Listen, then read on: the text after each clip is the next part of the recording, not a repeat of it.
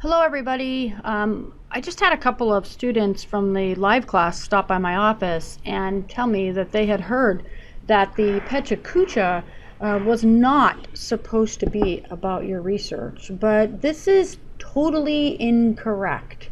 Please understand that your PetchaKucha should absolutely be about your research. So let me repeat that. Your PetchaKucha should absolutely be about your research. However, it should not be a technical research presentation. Instead, it should be a presentation that you might deliver to a group of people, perhaps a group you work with. So let's just take an example. Let's just say that you were working on the amount of emissions that are emitted into the environment. And when you went into the research, you thought that all of the alternative energy sources really had reduced the amount of emissions that are going into the environment. So that's kind of your null hypothesis. So you don't say my null hypothesis is. Instead you say, going into this project, I thought that emissions would have been less, the carbon emissions would have been going down. But interestingly, when I looked back over 30 years or whatever, I found that indeed they really weren't, or they've just started to come down a little bit in the last 4 or 5 years.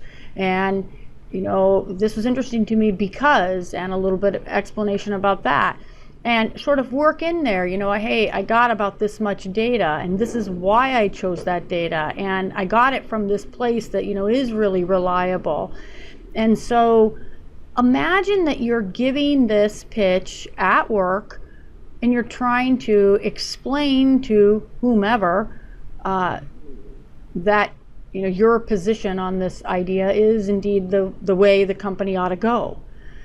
So to think that this is not related to your research project is really just completely wrong. So it absolutely is related to your research project. It's just a more easy to understand interpretation of your research.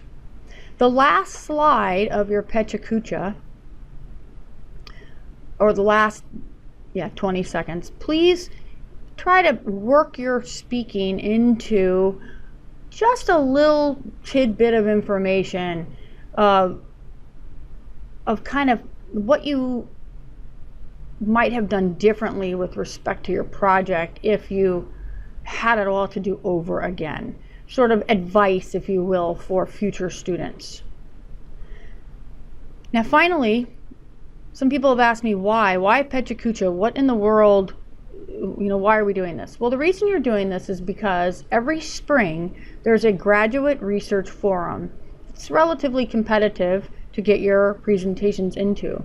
And what I would like very much is for you guys to present or try to get your presentation into the research forum. All too often in universities like the University of Maine, the focus is always on the scientific research, the biology and the physics and chemistry, but you guys have done research as well that's very interesting and really useful. And so what I'm hoping is that you'll turn your papers in and your PetchaKuchas in, and they'll be chosen to be presented at the Cross Center in April. And then that's something you can put on your resume as being a standout for the university. So there's a few good things about that. So just to summarize, number one, absolutely this PetchaKucha is on your research. It should be exactly 3 minutes and 20 seconds, 10 slides long. So you're going to quickly summarize, go through your project. The predominance of the slides should be pictures of your topic, of whatever, and maybe have one graph in there of your data or something that you found interesting.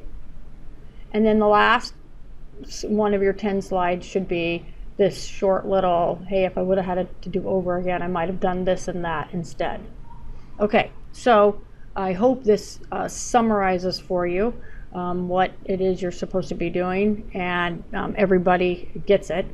In front of you, you see these websites where you could look and see what a PetchaKucha is, and also Don't forget that you're signing up for these PetchaKuchas on the Google document, which is the same one we've been using all semester. And even for the online students, this is going to be a live presentation. So you're going to share your screen with me and give your presentation. And then the other students, of course, you know that one, it's going to be live as well.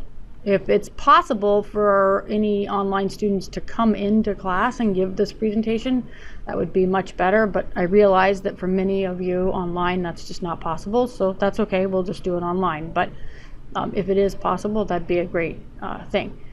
So I hope this clarifies things, and let me know if you have further questions, and I'm going to get to work this weekend on grading your final exams and your projects, and hopefully get some feedback to you by Wednesday.